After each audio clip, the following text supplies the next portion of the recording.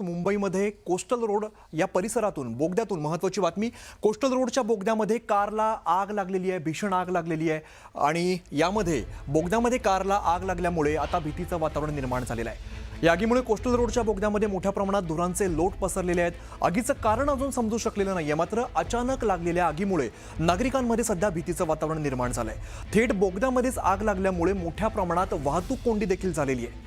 तर नरिमन पॉइंटकडून येणारी वाहतूक आता पूर्णपणे बंद आहे आणि बोगद्याच्या आतच ही आग लागली आहे, त्यामुळे मोठा गोंधळ या परिसरात बघायला मिळतोय। आपण बघा दोन दृश्य बघतो। एकीकडे बोगद्याच्या आतमध्ये ही कारला आग लागली आणि त्यामुळे मोठ्या प्रमाणात आपल्याला काळा धूर बघायला मिळतो, धुराचे लोट बघायला मिळत आहेत। तर दुसरीकडे या गाडीच्या मागे जी सगळी वाहनं होती ती अलीकडेच थांबलेली आहेत, त्यामुळे मोठ्या प्रमाणात वाहतूक कोंडी निर्माण झालेली आहे। नरिमन पॉइंटकडून येणारी ही सगळी वाहतूक आहे। कोस्टल रोडच्या बोगद्यामध्ये आतल्या भागामध्येच या कारला भीषण आग लागली, त्यामुळे मोठ्या प्रमाणात गोंधळ बघायला मिळतोय। धुराचे मोठ्या प्रमाणात लोट बघायला मिळतात, त्यामुळे वाहतूक जी आहे ती पूर्णपणे आता ठप्प झालेली आहे। वाहतूक जी आहे ती अलीकडेच थांबवण्यात आलेली आहे, त्यामुळे वाहतूक या परिसरातून पूर्णपणे बंद झाल्यानंतर मोठ्या प्रमाणात ट्रॅफिक देखील झालेला आहे। सुमित सावंत आमचे प्रतिनिधी आपल्याला अधिकची माहिती देत आहेत। सुमित, आता नेमकी काय परिस्थिती आहे? आग आटोक्यात आलेली आहे का? आग आटोक्यात आणण्यात यश आलेलं आहे, मात्र धुराचे लोट आहेत आणि ते देखील आता लवकरात लवकर धूर मोकळं करण्यासाठीचे प्रयत्न अग्निशमन विभागाकडून सुरू झालेले आहेत। एकतर बोगद्याच्या आतमध्येच गाडी जळल्यामुळे एक गाडी आहे, ही गाडी वॅगनर गाडी आहे आणि ती का जळली त्याचं कारण काही कळू शकलेलं नाहीये, पण या सगळ्या संदर्भात तपास पुढे केला जाईल। तुर्तास तिथे आग लागल्यानंतर अनेक वाहनधारक हे तिथेच आपली वाहनं सोडून मागच्या मागे पळून गेलेले आहेत, त्यामुळे तिथे सगळी वाहनं तशीच आहेत। ती वाहनं देखील आता तिथून काढणं फार गरजेचं आहे। दुसऱ्या बाजूला आग जरी विझवण्यात यश आलेलं असलं तरी देखील धुराचे लोट आहेत, त्यामुळे धूर देखील तिथून काढणं गरजेचं आहे। तेच काम सध्या अग्निशमन विभागाकडून सुरू झालेलं आहे। तर दुसऱ्या बाजूला वाहतूक विभागाकडून तिथल्या सगळ्या लोकांना किंवा जी वाहनं लोकांनी तिथेच सोडलेली आहेत ती बाहेर काढण्यासाठीचे प्रयत्न एका बाजूला सुरू झालेत।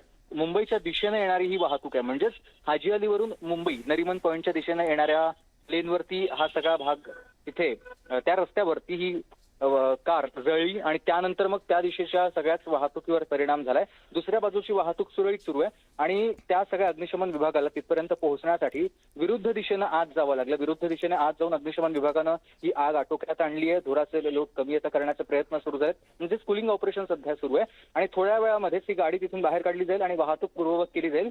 त्याचबरोबर जे वाहतूकदार इथून आपली वाहनं सोडून तसेच गेलेले आहेत त्यांना देखील पुन्हा जाऊन आपापली वाहनं तिथून बाहेर काढण्यासाठी पोलिसांनी प्रयत्न सुरू केलेले आहेत। सुमित, दोन महत्त्वाचे प्रश्न असे की ही कार नेमकी कोणाची होती या संदर्भात काही माहिती आहे का? आणि दुसरी गोष्ट, हा जो चालक आहे तो सुरक्षित आहे का?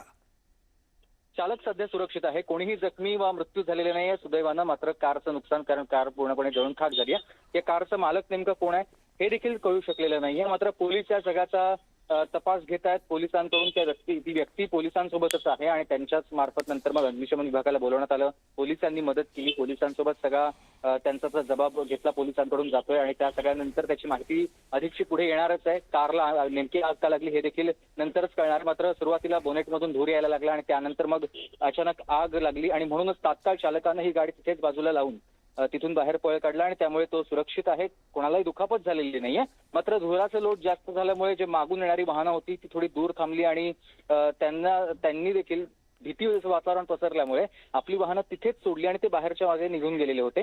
त्यामुळे आता पुन्हा एकदा ती मंडळी देखील येत आहेत आणि त्यांच्याकडून वाहनं आता मागच्या बाजूला पुन्हा काढण्याचे प्रयत्न सुरू झालेले आहेत। तर दुसऱ्या बाजूला जे वाहन जळलेलं आहे ते देखील तिथून काढण्याचे प्रयत्न अग्निशमन विभागानं आता सुरू केलेले आहेत। सुमित, सगळ्यात मोठं आव्हान होतं ते या आग लागलेल्या कारपर्यंत अग्निशामक दलाला पोहोचणं, कारण अगदी त्या टनेलच्या आतमध्ये ही गाडी होती, त्यामुळे कशा पद्धतीने फायर ब्रिगेड किंवा ही सगळी यंत्रणा तिथपर्यंत पोहोचली? कोस्टल रोड एकतर दोन बाजून आहे, एक तर येण्यासाठी आणि जाण्यासाठी, आणि हे दोन्ही मार्ग म्हणजेच एक नरिमन पॉइंट वरून वरळीच्या दिशेनं किंवा हाजी अलीच्या दिशेनं जाणारा हा बोगदा आहे, तर दुसरा बोगदा हा हाजी अली या परिसरामधून मरीन ड्राईव्हच्या दिशेने येणार आहे। आणि त्याच दरम्यान ज्यावेळेला ही वाहतूक मुंबईच्या दिशेने येणारी किंवा मरीन ड्राईव्हच्या दिशेने येणारी वाहतूक खोळंबली, कारण तिथे आग लागली आणि आग लागल्यामुळे मग वाहन तिथे सोडावं लागलेलं होतं, त्यावेळेला अग्निशमन विभागानं मग मुंबईच्या दिशेनं आतमध्ये जाऊन, म्हणजे विरुद्ध दिशेनं आतमध्ये जाऊन त्या वाहनाला जिथे आग लागलेली होती तिथे अग्निशमन दलानं आग विझवण्याचं काम सुरू केलं। त्यानंतर कुलिंग ऑपरेशन देखील त्याच बाजूने सुरू आहे, कारण मागच्या बाजूला मोठ्या संख्येनं वाहनं सगळी अडकलेली आहेत. वाहतूकदारांनी आपली वाहनं तिथेच अडवलेली होती किंवा ठेवलेली होती, त्यामुळे तिथून आत येणं शक्य नाही. आणि दुसरा म्हणजे हा बोगदा फार मोठा आहे, 3.5 किलोमीटर पर्यंत सगळा हा बोगदाचा भाग आहे आणि त्यामुळे तिथपर्यंत पोहोचणं थेट एका मार्गिकेनं शक्य नव्हतं. आणि म्हणूनच विरुद्ध दिशेनं अग्निशमन विभागाच्या गाड्या तिथवर दाखल झाल्या. अग्निशमन विभागानं विरुद्ध दिशेनंच आपलं हे ऑपरेशन पूर्णपणे राबवलं आणि आगीवर नियंत्रण मिळवलं. पण आता सध्या कुलिंग ऑपरेशन देखील तितकंच महत्वाचं आहे, कारण लवकरात लवकर जे धुराचे लोट परिसरामध्ये आहेत ते तिथून बाहेर काढणं किंवा कुलिंग करणं फार गरजेचं आहे आणि त्यासाठीचे प्रयत्न देखील विरुद्ध दिशेनं सुरू आहे. दुसरं म्हणजे ही गाडी जिथे जळली आहे तो भाग या दोन्ही ठिकाणच्या बोगद्यांच्या तोंडाशी नसून बरोबर मध्यभागी होता आणि म्हणूनच आजपर्यंत धूर आहे आणि ते धूर बाहेर काढण्यासाठीचा वेळ आणखी थोडासा लागू शकतो. त्याचबरोबर वाहतूकदारांना देखील आपली वाहनं मागच्याच दिशेनं म्हणजेच हाजी अलीच्याच दिशेनं पुन्हा बाहेर काढावी लागणार आहेत. त्यासाठीचे प्रयत्न वाहतूक पोलिसांचे सुरू झालेले आहेत. दुसरं, आता मुंबईच्या दिशेने येणारी वाहतूक फार मोठ्या प्रमाणात असते. मोठ्या संख्येनं सगळे लोक मुंबईच्या दिशेने येत असतात आणि त्यामुळे वाहतूक कोंडी मोठी झाली होती आणि म्हणूनच जो मागचा प्रियदर्शनी पार्कच्या परिसरातला गेट आहे आता तिथून सगळी वाहतूक वळवण्यात आलेली आहे. त्यामुळे बऱ्याच प्रमाणात मालबार हिल या परिसरात वाहतूक कोंडी झालेली आहे. तर दुसऱ्या बाजूला बोगदा पुन्हा एकदा सुरू करण्यासाठीचे प्रयत्न वाहतूक पोलीस आणि मुंबई अग्निशमन विभागाकडून सुरू झालेत. त्यासाठीच लवकरात लवकर एकतर आगीवर नियंत्रण मिळवल्यानंतर जी धूर झाले ते धूर आता कमी करणं, त्यासाठी कुलिंग ऑपरेशन. तर दुसऱ्या बाजूला जी अडकलेली वाहनं आहेत ती काढण्यासाठी पोलिसांकडून मागच्या बाजूनं मार्गिका सुरू करणं हे काम सध्या त्या ठिकाणी सुरू आहे. सुमित, आणखीन एक महत्त्वाचा प्रश्न असा समोर येतोय की जेव्हा बोगद्याच्या, तुम्ही जसं सांगताय, बोगद्याच्या मधोमधी कार होती, त्या कारने पेट घेतली, धूर मोठ्या प्रमाणात झालेला अगदी दृश्यांमध्ये स्पष्टपणे दिसतोय, काळा धूर दिसतोय. मग हा धूर जो आहे तो आता बाहेर काढण्यासाठी कशा पद्धतीची यंत्रणा आहे किंवा कशा पद्धतीने प्रयत्न केले जात आहेत? एकतर जेव्हा छत्रपती संभाजी महाराज बोगदा किंवा ते हे कोस्टल रोड आहे, कोस्टल रोड बांधला त्याच वेळेला या सगळ्या संदर्भातला देखील विचार केलेला होता. भविष्यामध्ये जर असं धूर आला किंवा कुठे आग लागली तर काय उपाययोजना असायला हव्या, तर त्यानुसारच त्याच वेळेला गेट्स मध्ये ओपन केलेले आहेत. म्हणजे ज्या वेळेला अशी काही दुर्घटना घडली तर दोन बोगदे जे वेगवेगळे आहेत ते एक करण्यासाठी किंवा या बोगद्यातून दुसऱ्या बोगद्यात जाण्यासाठी त्यांनी गेट्स ठेवलेले आहेत. ते गेट्स एकतर ओपन केलेले आहेत, त्यामुळे धूर विभागला गेलाय. दुसरं म्हणजे धूर बाहेर काढण्यासाठी प्रत्येक ठिकाणी याआधीच फॅन्स लावलेले होते. वर छतावर ते फॅन्स आहेत आणि त्या फॅन्सचा देखील वापर केला गेलेला आहे. सगळे फॅन्स आता सुरू केलेत जेणेकरून तो धूर सगळा बाहेर फेकण्यासाठी मदत होईल. त्याचबरोबर अग्निशमन विभाग कुठेही आग लागल्यानंतर तिथे कुलिंग ऑपरेशन म्हणजे आग विझवल्यानंतर जे धूर बाहेर काढण्यासाठी कुलिंग ऑपरेशन राबवत असतं. त्यासाठी काही पर्टिक्युलर वाहनं आहेत, डेडिकेटेडली वाहनं आहेत, त्या वाहनांचा देखील आता वापर केला जातोय. जसे ब्रॉन्टो साईडचे लिफ्ट असते किंवा अगदी आग विझवण्यासाठी पाणी आणणारे टँकर्स असतात किंवा फवारा मारण्यासाठी ते टँकर्स असतात. त्या व्यतिरिक्त धूर बाहेर काढण्यासाठी देखील, कुलिंग ऑपरेशन करण्यासाठी देखील फायर ब्रिगेडकडे काही वाहनं आहेत, त्यांचा देखील वापर केला जातो. तर दुसऱ्या बाजूला जे पंखे आहेत किंवा सगळं बाहेर धूर फेकण्यासाठी किंवा हवा फेकण्यासाठीचे जे पंखे आहेत ते देखील चालू केलेले आहेत. या पंख्यांचा वापर फक्त याच वेळेला होता असं नाहीये. बऱ्याचदा या सगळ्या आतमध्ये सफोकेशन होत असतं किंवा हवा वाहतूक किंवा खोळंबू नये किंवा हवा देखील तिथून पास व्हायला हवी, यासाठी या पंख्यांचा वापर नेहमीच केला जातो. आज त्याचा खरा उपयोग होतोय तो धूर बाहेर काढण्यासाठीचा. आणि अग्निशमन विभागाचं म्हणणं आहे पुढच्या काही मिनिटांमध्येच पूर्णपणे या सगळ्या परिसरामधून, बोगद्यामधून धूर बाहेर काढणं शक्य होणार आहे आणि त्यासाठी आम्हाला वेळ लागणार नाही. आमचे प्रयत्न सुरू झालेत, त्याच्यामुळे काही मिनिटांमध्येच कदाचित धूर पूर्णपणे बाहेर निघेल. कसं आहे, एकतर बोगदा आहे आणि बोगदा 3.5 किलोमीटर पर्यंत लांब आहे आणि बरोबर वाहतूक मधल्या भागामध्ये पोहोचल्यानंतरच वाहन हे जळलंय, वाहतूक कोंडीत तेज झाली आहे, लोकांची मोठी संख्या आतमध्ये आहे आणि त्यामुळे धूर तिथे मोठ्या प्रमाणात जमलेलं होतं. पण आता धूर बाहेर काढण्यासाठी त्यांनी फायर एक्सटिंग्विशर तेच वापरलेले आहेत. त्याचबरोबर तिथे जे पंखे आहेत ते देखील चालू केलेत. कुलिंग ऑपरेशन पूर्णपणे सुरू आहे आणि लोकांना देखील बाहेर काढण्याचं काम सुरू झालेलं आहे. सुमित, ज्यावेळेला सगळ्यात आधी तुम्ही दृश्य आमच्यापर्यंत पोहोचवली त्यावेळेला या गाडीच्या लगेच मागेच अनेक गाड्या दिसत होत्या, मोठ्या प्रमाणात ट्रॅफिक जाम होता. तर त्या मागच्या गाड्यांना बाहेर काढण्यासाठी कशा पद्धतीने वाहतूक व्यवस्था केली जाते? वाहतूक विभागानं प्रियदर्शनीचा भाग म्हणजेच हाजी अलीच्या दिशेनं, मुंबईच्या दिशेनं किंवा आपण ज्या वेळेला निघतो इथून मरीन ड्राईव्हवरून हाजी अलीच्या दिशेला, त्यावेळेला हाजी अलीकडे जाणाऱ्या मार्गावरून ही वाहतूक कोंडीत झालेली होती आणि म्हणूनच वाहतूक विभागानं काय केलं, ज्यावेळेला ही वाहनं अडकून पडली किंवा बरेच लोक आपले वाहनं तिथेच सोडून बाहेर मागच्या मागे निघून गेले, त्यावेळेला वाहतूक विभागानं प्रियदर्शनीपर्यंत पूर्णपणे बॅरिगेटिंग करून कोणतंही वाहन आता पुढे येणार नाही याची काळजी घेतली.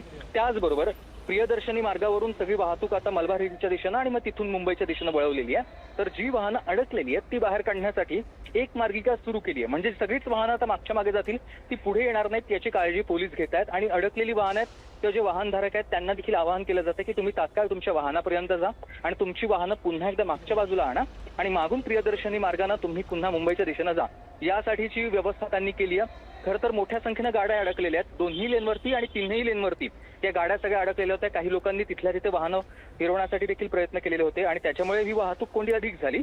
आणि ती वाहनं देखील आता काढण्यासाठी वाहतूक पोलीस एक एक लेन उघडी करतायत आणि तिथल्या एक एक वाहनाला, म्हणजे जे मागच्या बाजूची वाहनं होती ती हळूहळू मागे काढली जात आहेत आणि लवकरात लवकरच ती वाहतूक पूर्णपणे कोंडी सुटेल. आणि एकदा का तिथलं धूर बाहेर काढून झालं किंवा कुलिंग ऑपरेशन पूर्ण झालं, त्यानंतर फायर ब्रिगेडनं ते वाहन तिथून बाहेर काढलं की तात्काळ पुन्हा एकदा बॅरिगेटिंग काढून हीच वाहतूक पुन्हा सुरू केली जाईल आणि हा बोगदा पुन्हा एकदा वाहन चालकांसाठी वाहनधारकांसाठी मोकळा केला जाईल, जेणेकरून वाहतूक सुरळीत राहील, वाहतूक कोंडी होणार नाही, यासाठीचे प्रयत्न पोलिसांचे आहेत. या सगळ्याला आणखी फार फार अर्धा तास लागेल. अर्धा तासानंतर पुन्हा एकदा हे बोगदे सुरू होणार आहेत वाहतूकदारांना वाहतूक करण्यासाठी. सध्या कुलिंग ऑपरेशन सुरू आहे. कुलिंग ऑपरेशनला फार वेळ लागणार नाहीये, कारण पंखे देखील आता सुरू केलेत, टर्बाईन पंखे आहेत, त्यामुळे लवकरात लवकर बाहेर धूर काढणं शक्य होतं. दुसऱ्या बाजूला अग्निशमन विभागानं त्यांचे सगळे एक्स्टिंग्विशर वापरलेत, त्याचबरोबर त्यांची देखील यंत्रणा वापरलेली आहे, त्यामुळे कुलिंग ऑपरेशन हे लवकरात लवकर केलं जाईल. धुराचे लोट होते हे खरं आहे, पण आग लवकरात लवकर आटोक्यात आणण्यासाठी प्रयत्न त्यांनी केलेले होते. त्यानुसार आग आटोक्यात आलेली आहे. गेल्या 15 मिनिटांपासून कुलिंग ऑपरेशन सुरू आहे आणि ते देखील आता पूर्ण होईल आणि त्यानंतर मग ही वाहतूक व्यवस्था आपल्याला पुन्हा एकदा मुंबईच्या दिशेने येणारी सुरू झालेली पाहायला मिळेल. दुसऱ्या बाजूला मुंबईच्या दिशेहून म्हणजेच मरीन ड्राईव्हवरून ज्या वेळेला आपण पुढे जातो, दादरकडे जातो, त्या दिशेची वाहतूक मात्र सुरळीत सुरू आहे. ती त्यांनी कायम ठेवलेली आहे. त्या बाजूचे जरी गेट्स ओपन असले, मधले गेट जरी ओपन असले, तरीही त्या गेटमधून काही वाहनं बाहेर निघतात, तरीही कुठेही वाहतूक कोंडी झाली नाही. कारण या वेळेला मुंबईच्या दिशेहून दादरच्या दिशेनं जाणारी वाहतूक कमी असते, जेव्हा की मुंबईच्या दिशेने येणारी वाहतूक जास्त असते आणि त्याच ठिकाणी ही आग लागलेली होती. पण आता ह्या सगळ्यावरती नियंत्रण पोलिसांनी आणि वाहतूक विभागानं, त्याचबरोबर मुंबई अग्निशमन विभागानं मिळवलेलं आहे. थोड्या वेळामध्ये हा मार्ग पुन्हा एकदा सुरू होणार आहे. सुमित, हा कोस्टल रोड जो प्रकल्प आहे खरं तर मुंबईसाठी अतिशय महत्त्वाचा प्रकल्प होता. हा प्रकल्प तयार करताना अशा शक्यतांचा विचार केलेला होता, तर कोणत्या कोणत्या गोष्टी होत्या की ज्यामुळे ही परिस्थिती ही आणखीन भीषण होऊ नये, आणखीन ती वाढू नये, यासाठी कशा पद्धतीने मदत झाली किंवा यंत्रणा कशा पद्धतीने सक्रिय झाली लगेच? खरं तर कोस्टल रोड हा उद्धव ठाकरे यांचा ड्रीम प्रोजेक्ट म्हटला जातो आणि ज्यावेळेला कोस्टल मार्ग तयार होत होता त्यावेळेला प्रत्येक शक्यतेचा विचार करूनच कोस्टल रोड बांधण्यात आलेला होता. त्यामुळे एकच बोगदा न ठेवता दोन वेगवेगळे बोगदे बनवण्यात आलेले होते, जेणेकरून एक मार्गिका जाण्यासाठी आणि एक येण्यासाठी असे दोन वेगवेगळे बोगदे बनवलेत.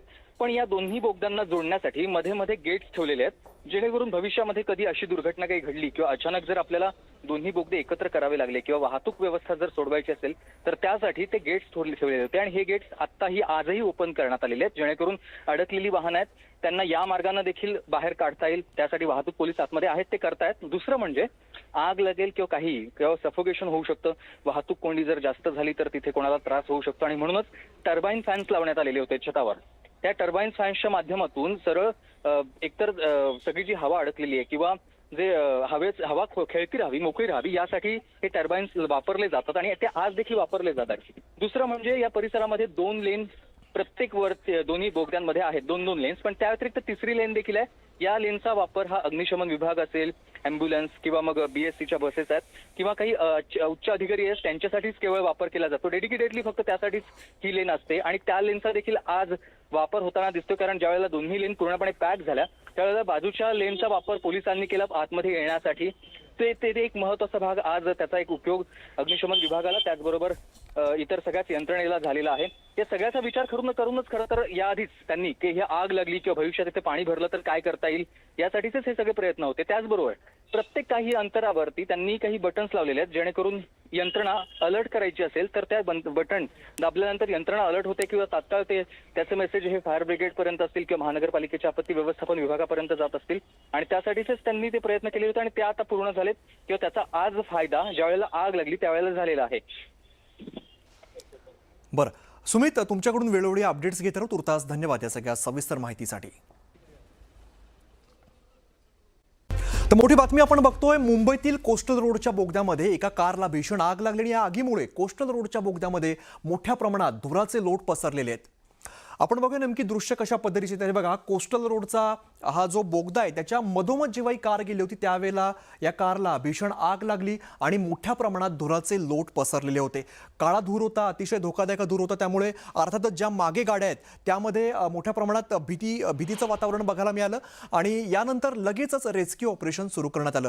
तात्काळ या घटनास्थळी यंत्रणा दाखल झाल्या, आग विझवण्याचा प्रयत्न करण्यात आला. सध्या कूलिंग ऑपरेशन सुरू असल्याची माहिती समोर येते. मात्र अचानक लागलेल्या आगीमुळे मोठ्या प्रमाणात गोंधळ बघायला मिळाला. धूर जसा जसा या बोगद्यामध्ये वाढत गेला तसं या मागे ज्या गाड्या होत्या त्यातून जे चालक आहेत किंवा जे प्रवासी आहेत ते गाड्या सोडून मागे जायला लागले. ज्यांना शक्य आहे ते मागे गाड्या फिरवत होते, मात्र ज्या गाड्या ट्रॅफिकमध्ये अडकल्या त्यांना मात्र मागे फिरणं कठीण झालेलं होतं. आमचे प्रतिनिधी सुमित सावंत सध्या आपल्याला या संदर्भातली अधिकची माहिती देत. आपण थेट त्यांच्याकडे जाऊया. सुमित, सध्याची काय परिस्थिती आहे? कूलिंग ऑपरेशन कुठपर्यंत आलंय? कूलिंग ऑपरेशन पूर्ण झालं. मी तुम्हाला थेट ही दृश्य दाखवतो. समोरची ही दृश्य आपण पाहतोय त्या ठिकाणी सध्या कूलिंग ऑपरेशन पूर्ण झालं. आगीवर नियंत्रण मिळवलेलं होतंच गेल्या 20-25 मिनिटापूर्वी आणि त्यानंतर हे कूलिंग ऑपरेशन स्थानिक आपल्याला सगळ्यात इथे फायर ब्रिगेडचे अधिकारी त्याचबरोबर पोलीस अधिकारी देखील उपस्थित असलेले आपण पाहतोय. आणि दुसऱ्या बाजूला ज्या ठिकाणी वाहतूक कोंडी खरं तर झालेली होती तो आता ती दृश्य मी तुम्हाला दाखवतो. वाहतूक कोंडी देखील आता पूर्णपणे मिटलेली याचं असं कारण असं आहे सगळी मागची जी वाहनं होती ती पोलिसांनी मागच्या मागेच बाहेर काढलेली आहेत. तर दुसऱ्या बाजूला जी अग्निशमन विभागाच्या गाड्या असतील किंवा ज्या यंत्रणांच्या गाड्या आहेत त्याच गाड्या फक्त आतमध्ये सोडल्या जातात, आणल्या जातात. ॲम्ब्युलन्स देखील इथे आहे. मात्र सुदैवानं याच्यामध्ये कोणीही जखमी नाही आहे किंवा मृत्यू नाही पडलेला आहे. पण इथे आग लागल्यामुळे मोठ्या प्रमाणात आगीचे लोट लोळ होते आणि त्यानंतर मग धुराचे लोट देखील आगीवर नियंत्रण मिळवल्यानंतर या परिसरामध्ये पसरलेले होते. या आगीवरती देखील नियंत्रण मिळवल्यानंतर आता धूर देखील म्हणजे कूलिंग ऑपरेशन पूर्ण झाले, बाहेर काढण्यात यश आलेलं आहे. फक्त आता ही जी गाडी जळलेली आहे ती इथून बाहेर काढण्यासाठीचे प्रयत्न केले जात आहेत आणि त्यासाठी अग्निशमन विभाग त्याचबरोबर या बोगदा चालवणारी यंत्रणा किंवा बोगदा चालवणारं जे भाग आहे किंवा इथली जे कर्मचारी आहेत ते देखील इथे आलेले आहेत. पोलिसांचा देखील मोठा फौजफाटा आहे. पोलिसांकडून देखील या सगळ्या परिसरामध्ये आता हे वाहन इथून बाहेर काढल्यानंतर सगळी व्यवस्था पूर्ववत केली जाईल आणि त्यानंतर वाहतुकीसाठी हा मार्ग आता खुला केला जाणार आहे. त्यासाठी आपण बघतोय या सगळ्या परिसरामधून आता वाहनं देखील येण्यास सुरुवात झालेली एका बाजूला. निश्चित. धन्यवाद सुमित या सगळ्या सविस्तर माहितीसाठी.